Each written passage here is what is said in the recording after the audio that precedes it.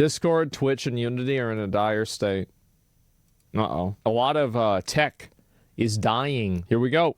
Welcome back. Today we've got to talk about, honestly, a pretty spooky thing that's getting worse. So as you know, right, there's massive companies that are upstream of so much of what we do. Yeah. And the situation is, they're in bloody dire straits.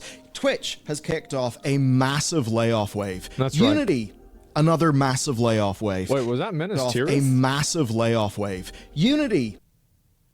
Oh, wow. Holy shit. I never saw this. So this is the right... Wow. Another massive layoff wave. Damn. Discord. Yeah, Discord. Just before I sat down to record today's video intro, they announced 170 layoffs. Discord and Twitch, by the way, aren't profitable. So well, I would say that with Twitch, right? With Discord, the number doesn't really matter a lot to me because, like, I don't know how many employees Discord has. Like, I think the reason why it was so substantial with Twitch was because, fuck, man. Like, that's 35% of the people that work there. And it's like, again, if you look at everything in context, it makes sense why Twitch fired all those people. For fucking sure. Or let them go, whatever you want to call it. But really, I mean, just hearing the 35%, it was 17% of their employees. Okay, so that's still a lot. Guys, this is actually kind of dire. And unlike in years past where layoffs would happen in this environment of low interest rates and all this pandemic-driven digital growth, where, of course, employees could maybe move to another company or perhaps start their own company because finance was out there. Well, we're not in that situation. Fortunes are not so bright. So let's talk. My understanding about this, like, I don't really know because I'm not in the job market, but, I'll read what people say and, tell me if I'm right about this or not. I feel like getting a tech job was like way easier 2 or 3 years ago, and like now it's actually becoming more difficult. Is that really what's happening? Yeah, AI is doing the work, so tech is dying. Yeah, that's the thing. I'm in tech, you're exactly right. Yeah, during COVID they were hiring. Well, I mean, yeah, I just don't really know about everything else. AI is taking over. I think that's the big reason. Bubble bursting, and to protect our bubble, today's sponsor. Yeah, if you're here, that means you're curious, so I've got something for you. It's brilliant.org/Bellular News, the best way to learn math, data science, and computer science interactively. And today, we'll be understanding what the hell is going on with all of those large language models, the likes of ChatGPT. They're here, that tech is growing, so actually understanding what's going on in reality is kind of helpful. At brilliant.org/Bellular News, you'll get 20% off the annual plan and a 30-day free trial. I wonder what year it will be whenever kids learn about AI in public school. What do you guys think? Like maybe 2045? Like 2050? Yeah. That trial you can use to check out their latest course on large language models. Ever heard people talk about tokens, but you don't know what a token actually is? Well, you'll learn.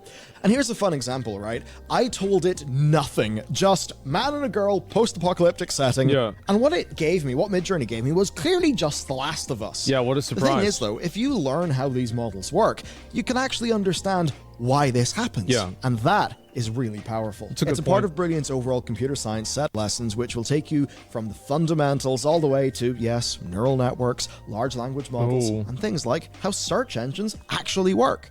They'll help you learn how to think and actually engage with the material because it is all kept fun and interactive via examples, fun analogies, and a practical quiz-based approach that versus the old days of textbooks that I did when I was in school. Man, it is so refreshing. They make learning those advanced and often pretty damn I remember the way I would teach myself math is I would just go through like the online things and I would just do every question.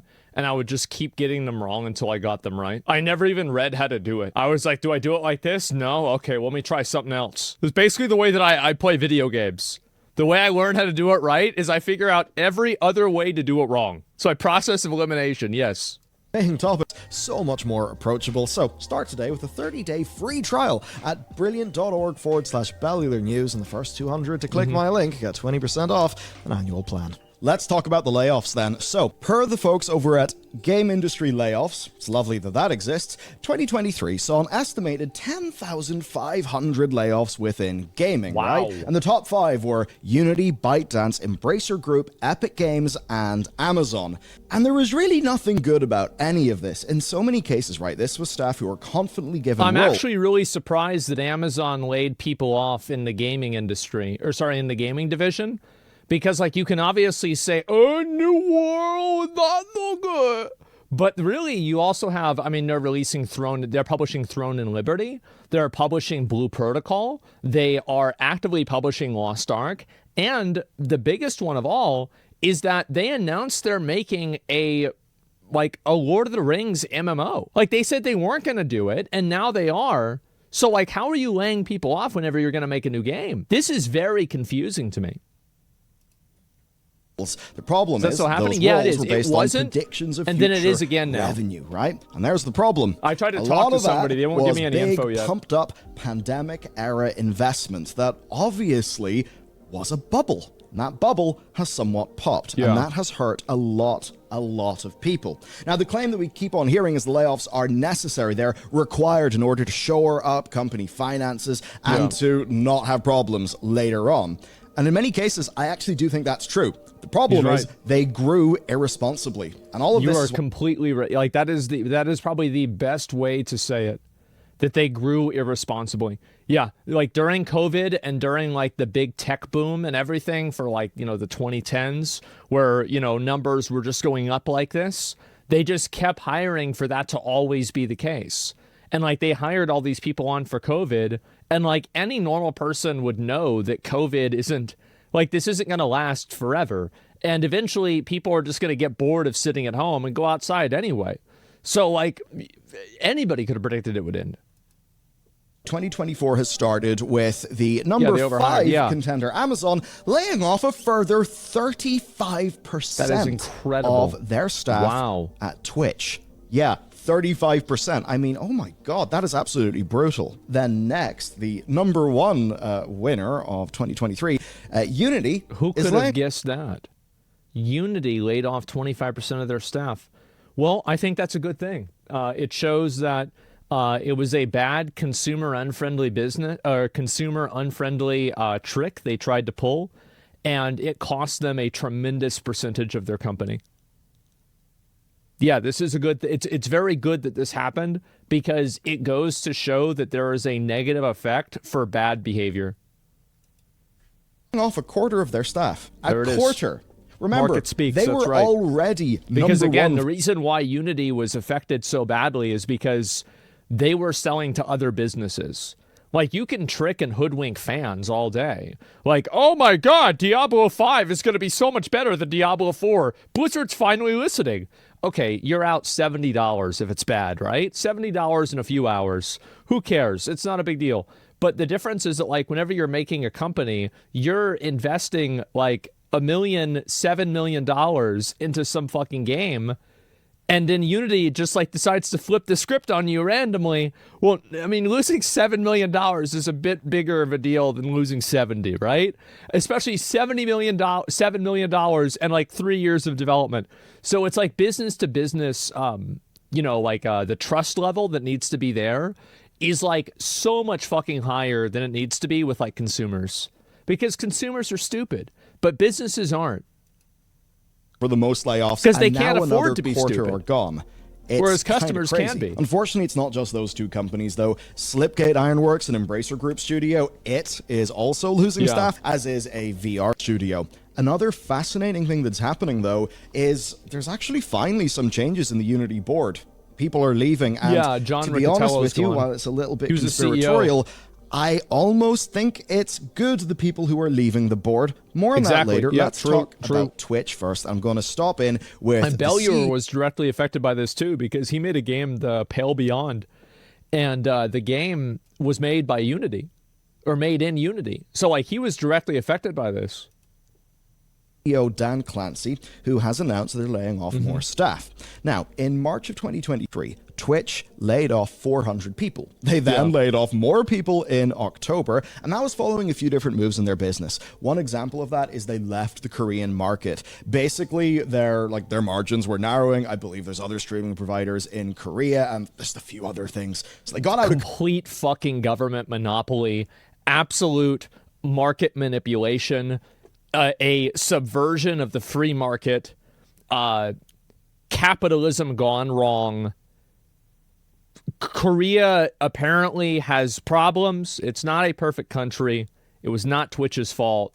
It is Korean monopolies working with the government to benefit themselves. which again, it's their right to do that. But it wasn't Twitch's fault. Korea. And now they're laying off 500 staff. Yeah, now remember, we do it to whenever I America, say that they're we sure laying do. off 35%, Do it all the time.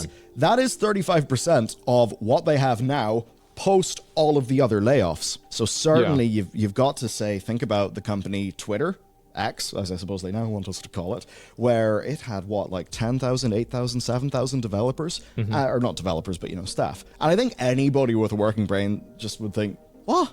You need nearly 10,000 people to do Twitter, which does seem a little bit insane. Well, now, I mean, as I said, I think Elon Musk was right. He fired all those people. Twitter works just fine.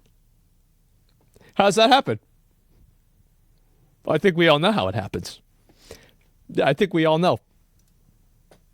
Twitter was cut to the bone under its new management, right? And when you think about that, actually, Twitter was almost certainly, I mean, in the industry, it was regarded as being a very fat company with extremely low productivity. And a lot of executives, a lot of boards have kind of looked at that and thought, hang on a second. Yes, they got bad PR, blah, blah, blah, blah, blah. But Twitter hasn't fallen over. Now, if Twitter was still able to hold on to its advertisers, hi Bob and etc., if it was still able to hold on to its advertisers with those significantly reduced employee, headcount costs, you could maybe see Twitter actually being in a state of profitability. I want to go back. He's talking about Bob Iger from Disney, obviously, and I want to say again that almost every single company doesn't really care about any of the social issues that they pretend to care about on social media. And they only use social issues as a vehicle to advertise their brand. And if it was popular to promote white supremacy, Disney would probably be making movies about white supremacy. That's just the way it is. And people can get mad about this all they want, but the truth is that these companies don't care about any of these problems, because if they really cared about the problems, they wouldn't be using, in a lot of cases, like with Adidas, Nike, clothing companies, they wouldn't be using third world laborers that are barely one step up from being a slave, that get locked inside the warehouse they live in, and there's nets between the floors so they can't kill themselves because it's so bad. These people don't really care about any social issue. They're just using it. And by the way, look it up, Foxconn. That's the thing. Look it up if you want to. They don't care about any issues. They don't care about any social problems. None of this matters. They are all vehicles to advertise their, in my opinion, unethically sourced material. And we'll keep buying it. I mean, I bought this phone. I'm sure probably some kid in some mine in some way was affected whenever they were making this phone. Do I give a fuck? No. But I'm not going to listen to Samsung go and tell me that I need to change my opinion on something. That's the difference. And I'm not going to hear it from them. They did lose loads of their revenue and managed to take a great many losses. So I think that side, no boards will be learning lessons there. But they will be looking at the fundamental of, it was cut to the bone, the core service is still there, and at least, it's probably bigger than Threads or Blue Sky or whatever. And we're just seeing this across the industry. So then, allegedly, Twitch will be operating their global business with less than 1,000 staff. And the reason why is pretty simple. Here's just the quote from Dan. Unfortunately, despite these efforts, it's become clear our organization is still meaningfully larger than it needs to be, given the size of our business. Last year, we paid out over $1 billion to streamers. Okay, awesome for the streamers. That's a lot. The core point there, though, is the basic unit economics do not add up. Well, now, also, and this is a point that I wanted to make about Twitch the other day, but I forgot about it. The truth is that Twitch isn't losing all of their money. Let's say Amazon is putting in $4 billion a year into Twitch. Let's say it's $4 billion. Well, Twitch is making probably $3 billion or 3.5 or 2.5. So it's not like Amazon is really losing all $4 billion. They're only losing a percentage of that. So, and also the percentage of it that they lose, they write off their taxes. Yeah, this is not a problem. There's lots of different types of businesses, right?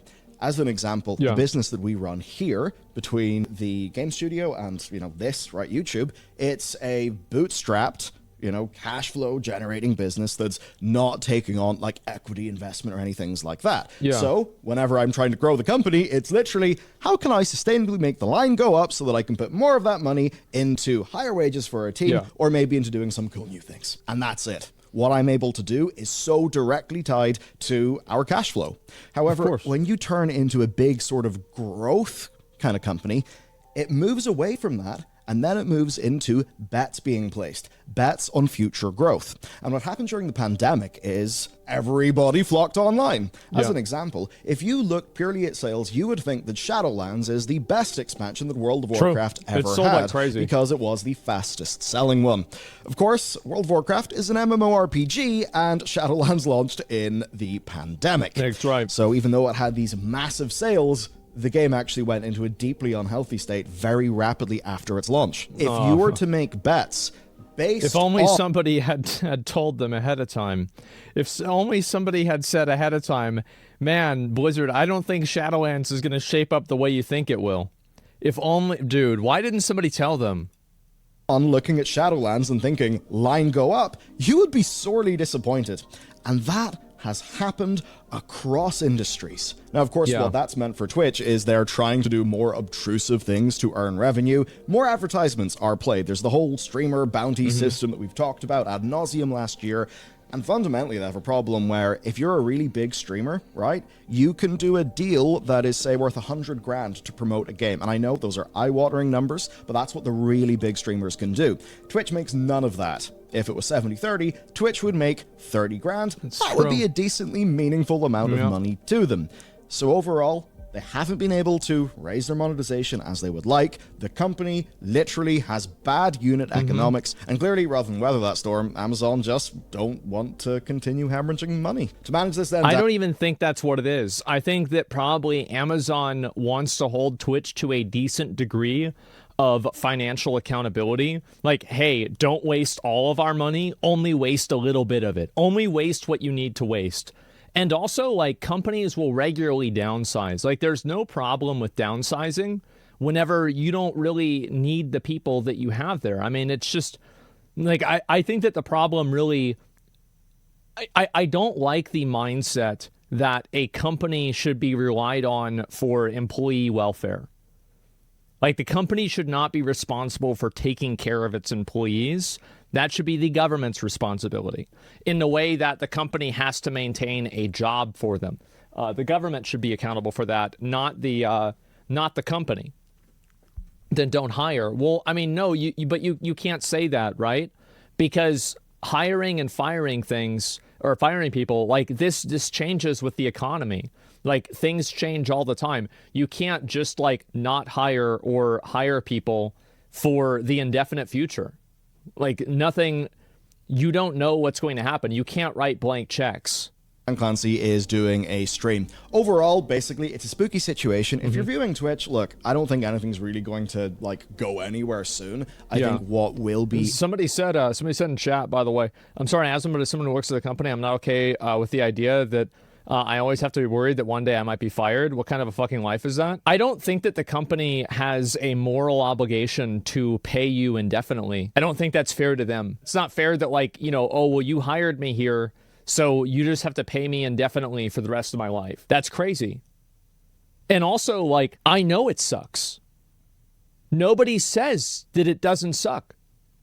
I'm not telling you that your feelings are invalid whenever you tell me that, like, yeah, this really sucks that I'm constantly worried about my job. Yeah, I bet you are. It fucking sucks, man.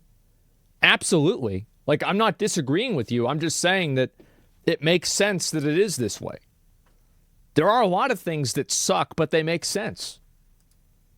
A challenge here, though, is the continued feature development of Twitch. Maybe if they're choosing to get rid of some of those more highly paid engineers. And then, of course, if you are a streamer, well, I imagine Twitch support staff are not going to be having a great time right now. So overall, that is that story. Next, though, we've got to go into the situation with Unity. As if all of their layoffs was not enough, they have framed the new wave of layoffs as a company reset. and 1,800 people are being let go. That's a lot of fucking people. And per the people. reporting that Reuters has done, Jesus. this is not the end, because a spokesperson actually confirmed to them that no, there's going to be further changes in the future. So again, well, that's what happens whenever you try to hoodwink your business partners publicly. That's what you get. I mean, if you're working at Unity, that's going to what be a you really get. spooky situation. What's notable, though, is, a bit of a statement they've made. I'll just read it out for you. We are reducing the number of things we do in order to focus on our core business and drive our long-term success and profitability. I think that is basically a statement that many of us would find to be agreeable. I want to talk a little bit about what many would sort of loosely call enshittification. You know the way you get a tool and you like the tool, and then the company making the tool to increase their monetization just starts putting more bells and whistles on it. Yeah. And as the tool technically does more things, its core use case, like the reason why you actually like using it, just Oh, he's talking about Skype. gets worse because it was deeply enshittified. As an example, I would say the Windows operating system, as you move from like Windows 7 to 8 to 9 to 10, a lot of enshittification happened. And Basically, getting the new Windows is learning how to turn off the new fucking features. So, okay, how do I turn off this Cortana thing? How do I turn off the search bar? Okay, so how do I go back? And I do think that Windows is... I think it's fine, really. Like, there are some good things that Windows has now that it used to not have with Windows XP. It does. It's got a lot of nice new things. But at the same time, it's also got a lot of things that nobody gives a fuck about.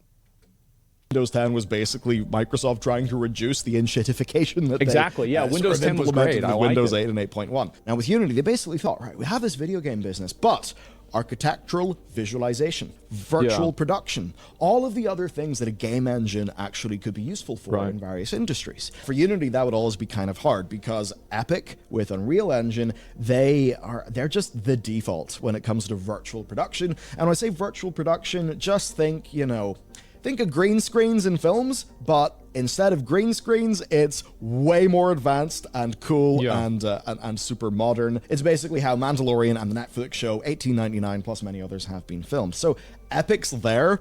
It seems that Unity just really did not get penetration into that market. So basically... Well, it's also that the reason why I think Unreal is so big, especially online, is because everybody's talking about Unreal. And they constantly share like development updates with the community on a seasonal basis, right? Every 4 months or so, 3 months or so, we get an update from Epic or from Unreal, and they're like, hey, this is the new crazy, like now we made it to where wind can move all of the trees at the same pace, and it also runs 150 times faster.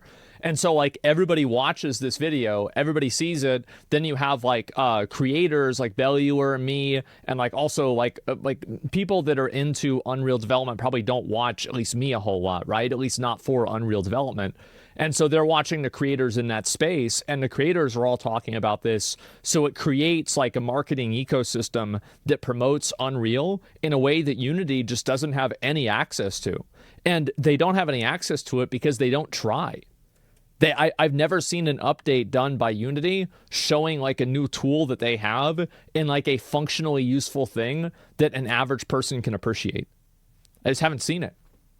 And I think that's another big reason why Unreal is so popular and so well known.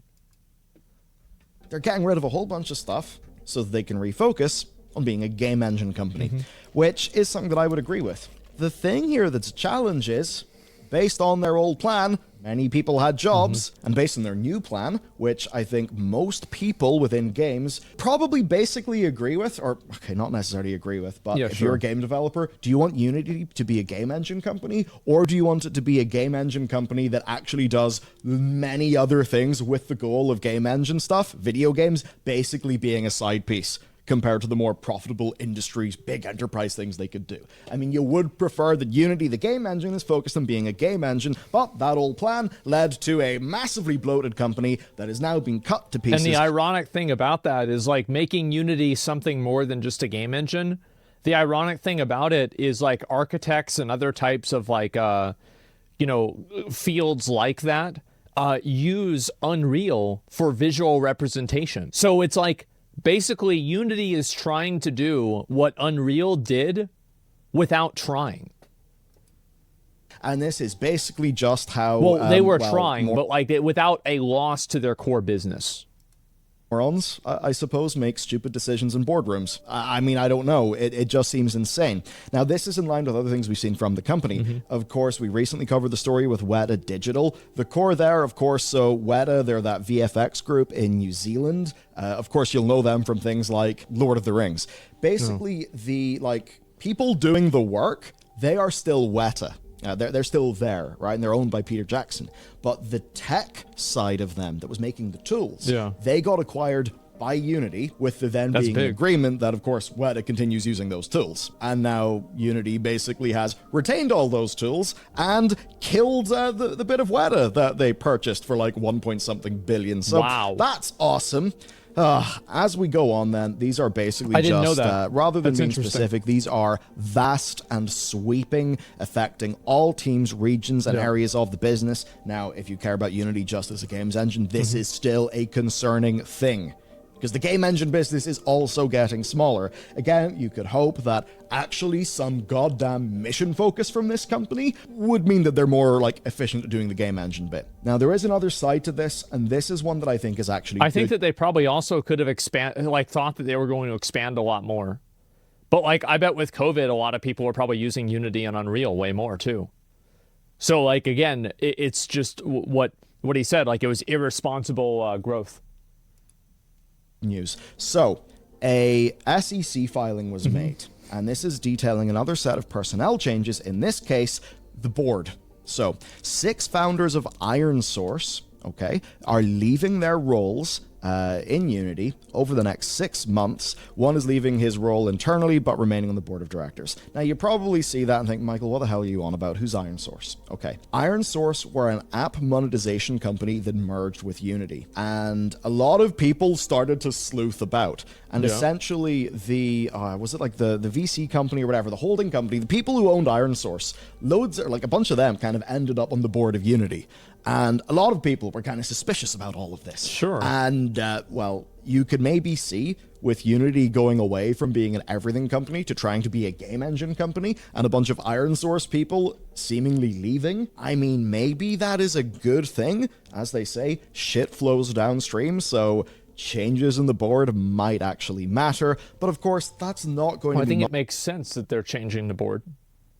I feel like the big elephant in the room here that Bellier's not talking about, but I'll fucking say it's because of that massive fuck up they had this year. They had a massive fuck up, and that fuck up is ultimately and also it is a good thing that the people on the board, because you want to know who made these decisions? The people on the board made the decisions, and they're getting cut. Thank God. This is what we've always wanted. It sucks whenever some big company makes a dumb fuck decision, and then the people who pay for it are all of the little developers. And so thank God you're getting people on the actual board of directors that is above the CEO. And the CEO too, by the way, are all just getting shit canned. They're done. Exactly. That's the way it's supposed to go.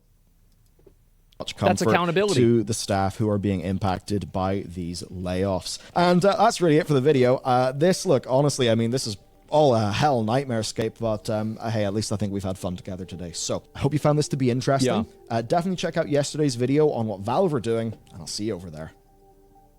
Valve tore down. Oh yeah, I saw that. Yeah, that was probably about the AI stuff. Yeah, I mean, there you go. Responsibility, you take accountability. Well, it's also, I mean, I have no problem. It's one of the things that sucks whenever you're in leadership for something, that you're accountable for the bad decisions that people under you make. It sucks. You have somebody do something wrong, you didn't do that, you told them not to do that, but at the end of the day, you're still responsible for the fuck up. And that's the worst thing about being in a leadership position. But also, you are also responsible for the success.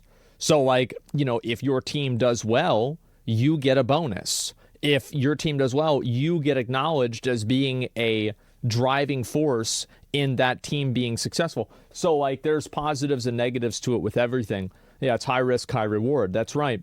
But like with this, I think that a lot of it, again, is like just, COVID, recession, market maturity, these companies that, constantly had unchecked growth for a long time are starting to hit a bit of a ceiling. And guess what? Whenever that happens, they're not able to make the same profit margins. They're not able to just keep on, 500 extra people in case or for when we grow and get bigger. Like it's like, and I know why companies do that. And it's a smart thing to do that. But it also just doesn't last forever. Like, of course you want to hire for the future. Absolutely. But the future changes all the time. Yeah, like think about metaverse, right? Yeah, think about how big. It's kind of crazy to think about. So 2 years ago, maybe let's say 3 years ago. It's really no time at all, right? 2-3 years ago, okay, yeah, sure. What was I doing? The same shit. What were you doing? Probably a lot of the same shit.